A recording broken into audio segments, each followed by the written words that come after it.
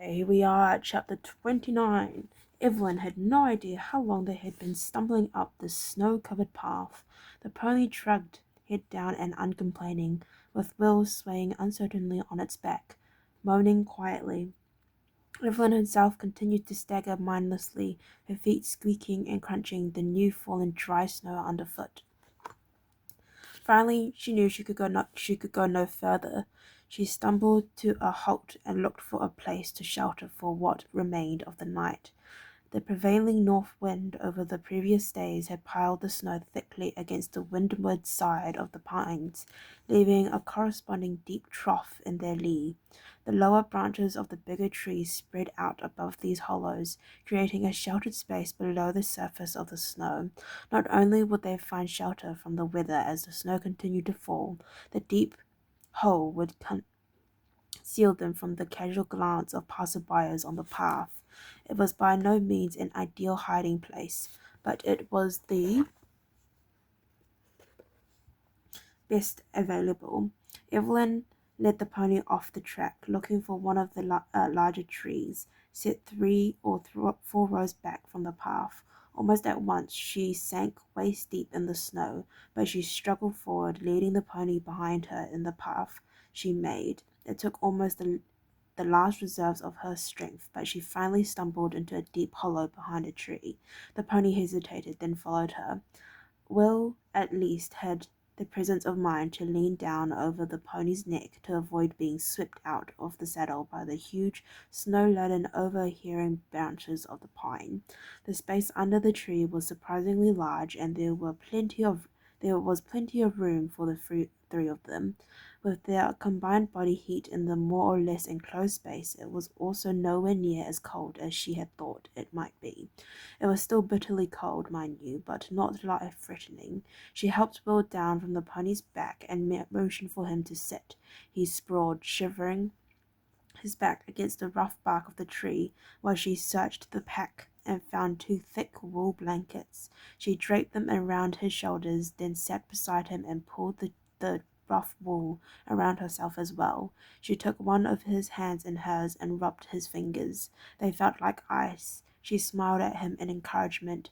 "We'll be fine now," she told him. "Just fine." He looked at her, and for a moment she thought he had understood her, but she realized he was simply reacting to the sound of her voice. As soon as he seemed to have warmed up a little, and his shivering had died down to an occasional spasm, she unwrapped herself and stood to loosen the pony's pack saddle. The animal grunted and snorted in relief as the straps loosened around his belly, then slowly settled to its knees to lie down in the shelter. Perhaps in the snow-covered land horses were trained to do this. She had no idea, but the reclining pony offered a warm resting spot for her and Will. She dragged the unresisting boy away from the bole of the tree and settled him, leaning back against the warm belly of the horse. Then, wrapping herself in the blankets again, she nestled close to him. The horse's body heat was bliss. She could feel it in the small of her back, and for the first time in hours she felt warm. Her head drooped against Will's shoulders, and she slept. Outside, the heavy flakes of snow continued to tumble down from the low clouds. Within 30 minutes, all sign of their passage through the deep snow was obliterated. The news that 2 of the slaves had gone took some time to be relayed to Eric the following morning. That was hardly surprising, as such an event wasn't considered important enough to bother one of the senior Giles. In fact, it was only after one of the kitchen slaves recalled that Evelyn had spent the previous few days bemoaning her assignment to his household that Borsa, who had been informed of the girl's disappearance, thought to mention it to him. As it was, he only mentioned the fact in passing, as he saw the bearded ship's captain leaving the dining hall after a late breakfast. "The damn girl of yours has gone," he muttered, brushing past Eric. As Hilfman, of course, Bossa had been informed of the slave's disappearance as soon as the kitchen steward had discovered it. It was Hilfman's job to deal with such administrative hiccups, after all. Eric looked at him girl of mine. Borsa waved a hand impatiently. The Arrowlin you brought in, the one you were going to have for a servant. Apparently she's run off. Eric frowned. He felt it was logical for him to look a little annoyed about such a turn of events. Where to? He asked, and Borsa replied with an irritated shrug. Who knows? There's nowhere to run to, and the snow was falling like a blanket last night. There are no signs of tracks anywhere. And at that piece of news, Eric breathed an inner sigh of relief. That part of his plan had succeeded, at any rate. His next words, however, belied the sense of satisfaction that he'd had deep inside. Well, find her, he snapped irritably. I didn't haul her all the way across the Storm White so you could lose her. And he turned on his heel and strode away. He was, after all, a senior Jarl and a warlord. A war leader. Borsa might well be the Hilfman and Ragnar's senior administrator, but in a battle-orientated society such as this, Eric outranked him by a significant margin. Borsa glared after his retreating back and cursed, but he did it quietly. Not only was he aware of their comparative ranks, he also knew that it was an unwise man who would insult the Jarl to his face, or to his back, as the case might be. Eric had been known to lay about him with his battle axe on the slightest of provocations. The thought of Eric's voyager from Ireland with the girl brought the other slave to his mind, the boy who had been a ranger apprentice. He had heard that the girl had been asking about him in the past few days. Now, swinging his heavy fur cloak around him, he headed for the door and the quarters of the yard slaves. Wrinkling his nose against the stink of unwashed bodies, Borsa stood in the doorway of the yard slaves' barracks and surveyed the cringing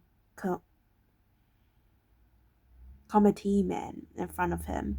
You didn't see him go, he asked incredulously. The slave shook his head, keeping his eyes cast down. His manner showed his guilt. Borsa was sure he had heard or seen the other slaves escaping and had done nothing about it.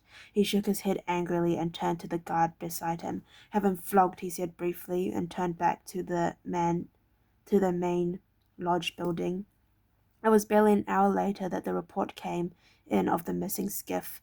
The end of the painter, cut with a knife, told its own story. 2 missing slaves, 1 missing boat. The conclusion was obvious. Bleakly, Borsa thought about the chances of surviving in the skip of the Storm White at this time of year in an open boat, particularly close to the coast. For, contrary to the way it might seem, the fugitives would have a better chance of survival in the open sea, close to the coast and driven by the prevailing winds and heavy waves. It would be a miracle if they weren't smashed along the rocky coast before they had gone 10 kilometers. Good riddance, he muttered, and sent word that the patrols sent to search the mountain's paths on the north should be recalled.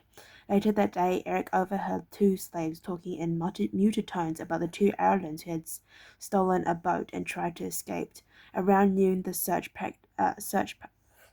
parties returned from the mountains. The men were obviously grateful to be in from the deep snow and the biting wind that had sprung up shortly after dawn. His heart lifted. At least now the fugitives would be safe until spring, as long as they managed to find the mountain cabin, he thought somberly, and didn't freeze to death in the attempt. Okay, well, thank you for listening to read up to chapter 29. If you'd like to listen to me read chapter 30, then please stay posted, and hopefully I'll see you next time. Bye-bye.